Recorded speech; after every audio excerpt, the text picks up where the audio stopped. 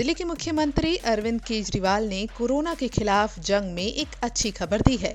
उनके मुताबिक दिल्ली में कोरोना के इलाज के लिए प्लाज्मा थेरेपी का ट्रायल किया गया, जिसके शुरुआती नतीजे सकारात्मक आए हैं।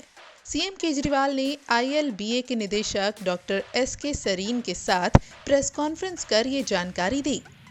इस दौरान डॉक्टर सरीन ने समझाया कि कोरोना वायरस कैसे 3 स्टेज में शरीर में फैलता है और ऐसे में प्लाज्मा थेरेपी के जरिए कैसे मरीजों को बचाने की कोशिश की जाती है। उस समय तक प्लाज्मा थेरेपी सिर्फ पुराने सार्स के मरीजों के लिए या किसी और समय, वैसे तो 1901 में डिप्थीरिया के लिए भी ये यूज हुई थी, पुरानी थेरेपी है।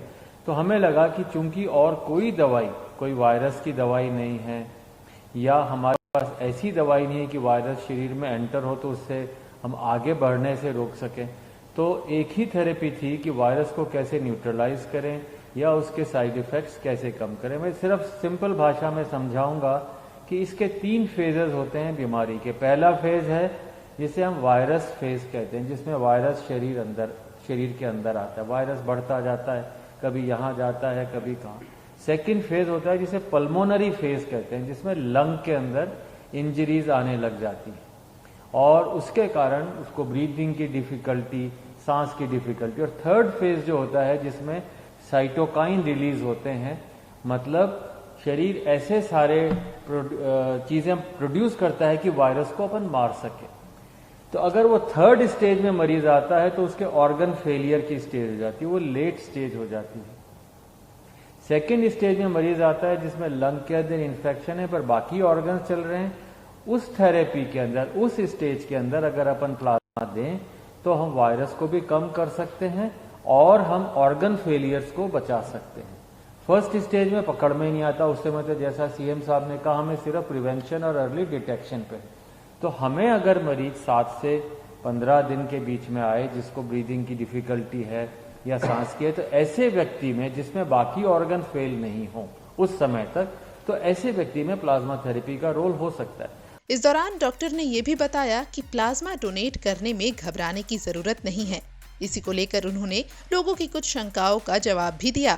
जिन लोगों को अपना कोरोना कभी हुआ, रिकवर हो गए, अभी वो क्वारंटाइन में हैं, घर पे हैं, अगर वो लोग ब्लड देंगे तभी तो हमें एंटीबॉडी मिलेंगी, नहीं तो कहां से मिलेंगी।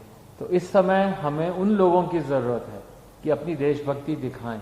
ये बताएं, जैसे थोड़े दिन पहले एक लड़का था बिल्कुल यंग, और वो आया रात को 1-1:30 बजे और हमें लगा किसी तरह प्लाज्मा मिल जाए, पर उसको पूरे दिन के बाद प्लाज्मा नहीं मिला और वो अगले दिन सुबह 4 बजे, हमें 7 बजे प्लाज्मा मिला, 4 बजे वो हमें छोड़ के चला गया।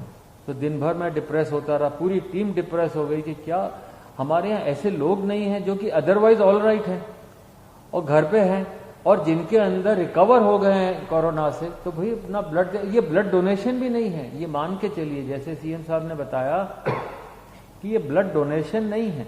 जैसे मैं ब्लड देने जाऊं, मैंने 50-60 बार ब्लड दे दिया। कोई भी मरीज ट्रांसप्लांट का होता, कोई बीमार होता, सबसे पहले जाके सुबह 8 बजे हम ब्लड दे देते थे।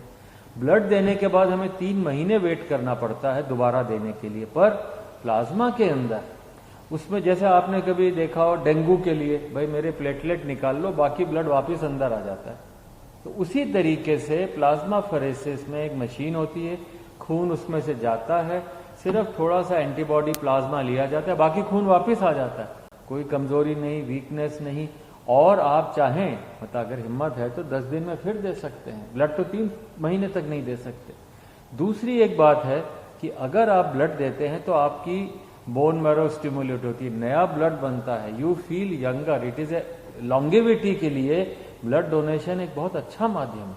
और फिर हमारी जिम्मेदारी है कि डोनर को नुकसान ना हो, मतलब पहले उसका हीमोग्लोबिन चेक होता है, वेट है, उसकी वेन्स हैं, कोई सिम्टम्स नहीं, पूरा चेक करके डोनर की सुरक्षा ज्यादा जरूरी है।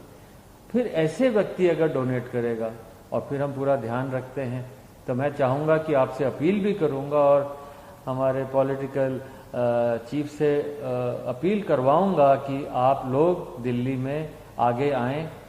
अगर हम ये डोनेशंस 2 दिन में कर दें तो मुझे लगता है कि हम सारे मरीज बहुत हैं, अभी भी कम से कम 2 दर्जन मरीज हैं LNH में जिनको हो सकता है जरूरत हो।